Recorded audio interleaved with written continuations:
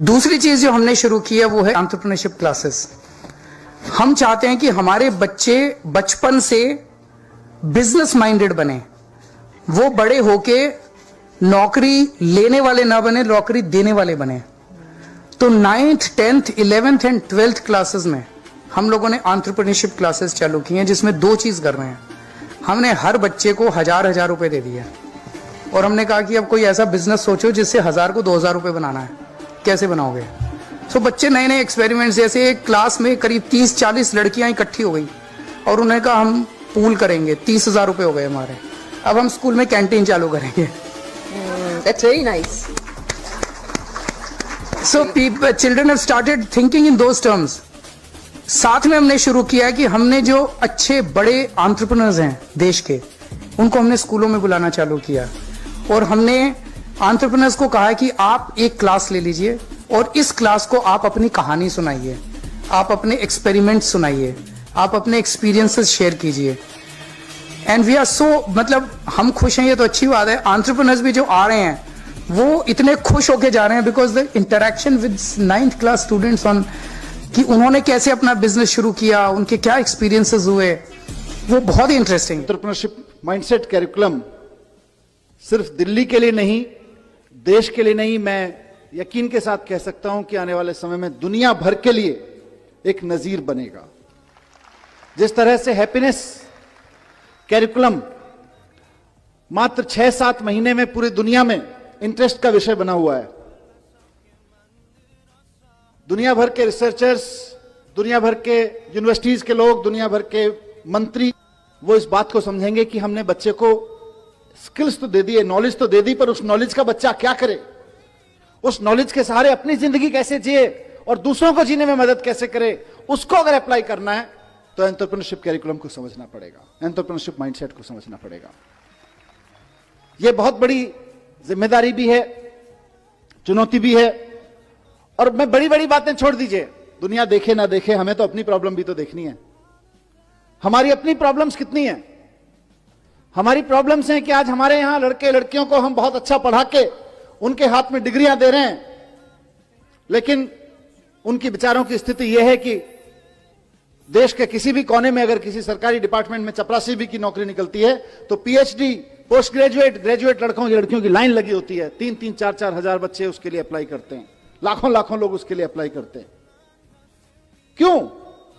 क्योंकि हमने पीएचडी की डिग्री तो दे दी, नॉलेज तो दे दी, पोस्ट ग्रेजुएशन की डिग्री तो दे दी, नॉलेज तो दे दी, ग्रेजुएशन की डिग्री नॉलेज तो दे दी, लेकिन उसका करना क्या है ये नहीं दिया। उस नॉलेज के बेस पे मैं क्या कर सकता हूं ये नहीं दिया। इस नॉलेज के बेस पे क्या कर सकते हैं, इसी का नाम एंटरप्रेन्योरशिप कैरिकुलम है, इसी का नाम एंटरप्रेन्योरशिप माइंडसेट है। तो हमारे देश की सबसे बड़ी समस्या जो अनएम्प्लॉयमेंट है आज की तारीख में, उसका समाधान इससे निकलने वाला है, पूरे राष्ट्रीय समस्या का। जैसा चीफ सेक्रेटरी साहब ने अभी कहा कि अगर 1% बच्चे भी आगे बढ़ के एक्चुअली एंटरप्रेन्योर्स बनने की दिशा में चल पड़े तो इंडिया को सुपर पावर बनने से कोई नहीं रोक सकता है, सुपर पावर बनने से। यह बड़ा विजन है, बड़ा ड्रीम है, हमको सिर्फ एक क्लास का ड्रीम नहीं है। अभी सचिन बंसल जी जैसा जिक्र कर रहे थे कि आईआईटी से निकलने के बाद इनके पास में जीने के 2 तरीके थे।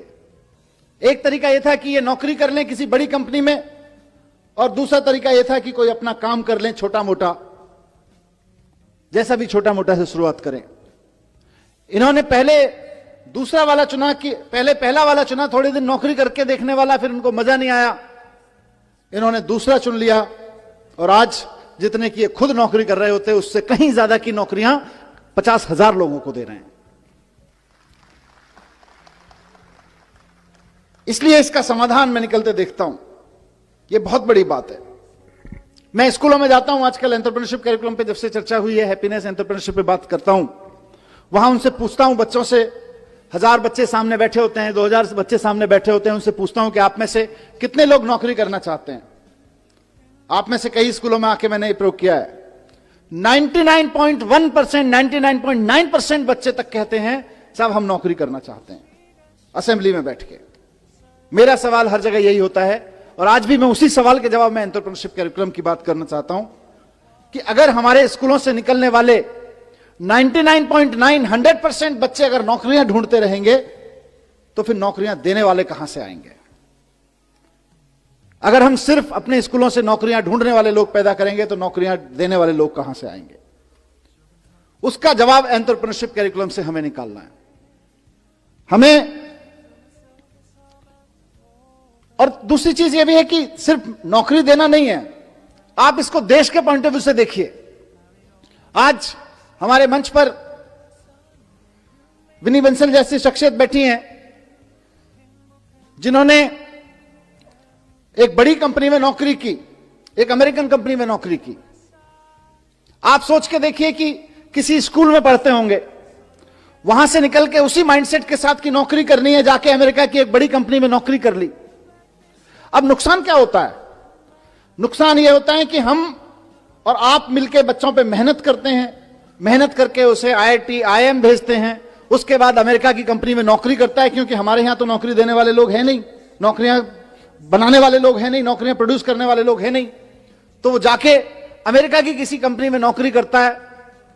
मुझे नहीं पता विनी भाई, लेकिन अमेरिका सारा स्किल के बावजूद अमेरिका की कंपनी में नौकरी करने के बाद आप सबके, हमारे सब मेहनत के बाद जो हमको हासिल होता है वो कुल मिला के एक लड़के की तनख्वाह हासिल होती है, इससे ज्यादा कुछ नहीं हासिल होता। और वो जब दुनिया भर के प्रोडक्ट अमेरिका की एक वेबसाइट पे सेल कराता है सॉफ्टवेयर बना के, तो फायदा फिर अमेरिका को होता है। सारी दुनिया में किसी कंपनी विशेष की बात नहीं है, लेकिन आप सोच के देखिए, और मैं कोई स्वदेशी का रोमांटिसिज्म भी नहीं पेश कर रहा हूं, मैं इकोनॉमी की बात कर रहा हूं कि सारी दुनिया में